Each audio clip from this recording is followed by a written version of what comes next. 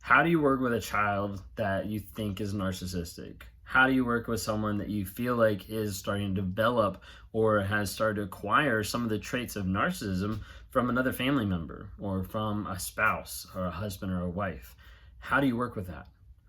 Well, so you have to remember like where that comes from. You have to remember where narcissism starts from. So typically you've got narcissism that starts from emotional, physical, or mental abuse or trauma. And as a result, narcissism is formed and grows and kind of prospers out of that to a place where it becomes very prevalent in their lives, where it ends up affecting a ton of things. Those are some of the typical ways. A couple other ways that narcissism can get affected and also formed is through the idea of having a parent who is overbearing, over controlling, so controlling every aspect of their life, or you have the parent who just doesn't care, that isn't controlling, that is just super enabling. So they'll let the kid do anything. They don't have any boundaries. They don't have any consequences. Whenever something happens, they just continue on with life, covering up whatever mistake their kid made. Okay, so you have to look at it first of what is my child going through? What has my child gone through?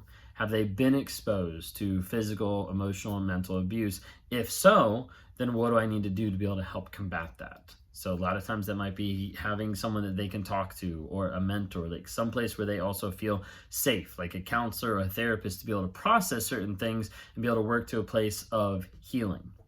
While that's happening or while that's going on, you as a parent still have to be an open place for them.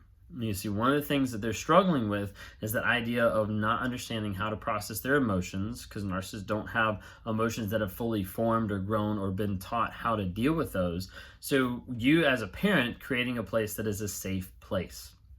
A safe place being a place that they can come and they can express their thoughts, their feelings, their emotions, their mistakes, like the things that they've messed up on, the stupid stuff that they've gotten into, and you don't judge and you don't degrade them.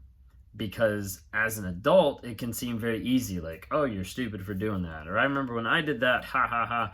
And you don't actually get to a place where you can connect with your child or where you connect with your young one, where they understand like, hey, it's okay that you're feeling this way. It's okay that you screwed up royally. It's okay that you did this. We'll work through it. And having them understand that you can come alongside and work through their emotions, work through whatever crap that they're dealing with in their life, and get to a place where you can have a safe place for them is very, very, very important.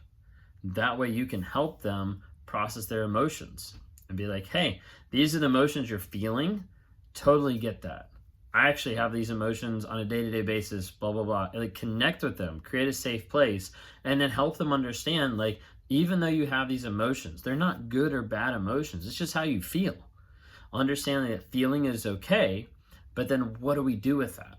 If we're feeling upset, if we're feeling angry, that might be how we're feeling, but that doesn't give us the right to hit someone. Doesn't give us the right to throw something out a window and break the glass. So like understanding and working with them to try to work through their emotions and work through a place where they understand how to process emotions and how to deal with them, how to still be in control of their emotions and not let their emotions control them. Now, the other two things that I mentioned was an over-controlling, overbearing parent, and also an enabling parent. Those are two other ways that can affect narcissism. And so you have your over-controlling or overbearing parents. Like sometimes this could be like a little bit like a helicopter mom, helicopter dad kind of a thing, where they're always like watching them, or they're always like over them.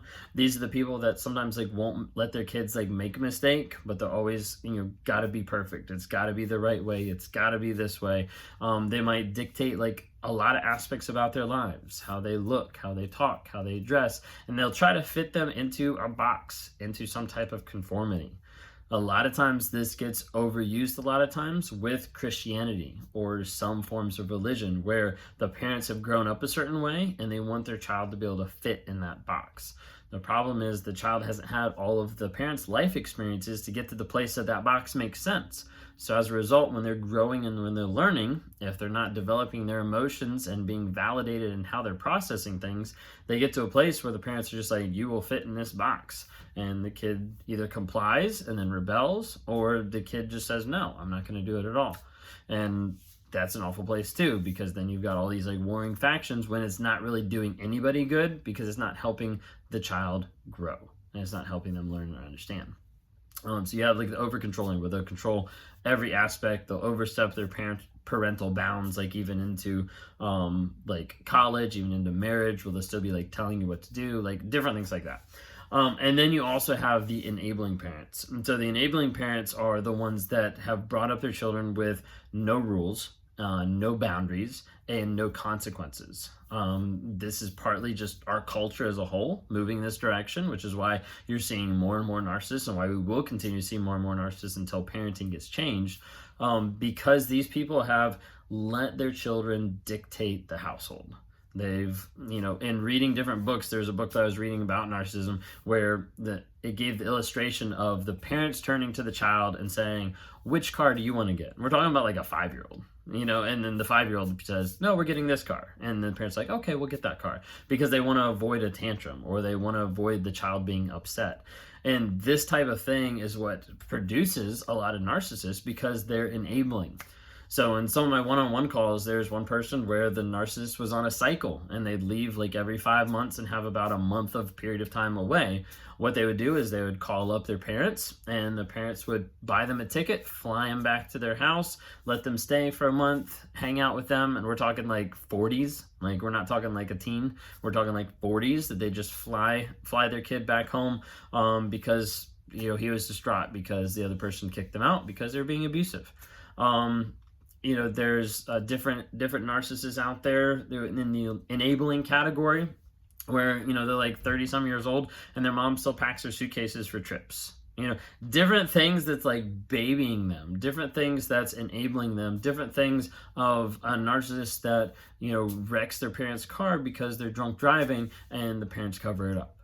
Like, these are all examples from different people that I've talked to. These are all examples, real life examples that are happening each and every day. And so when you start looking at how did people get here, you can start backtracking it and be like, okay, how do we avoid that?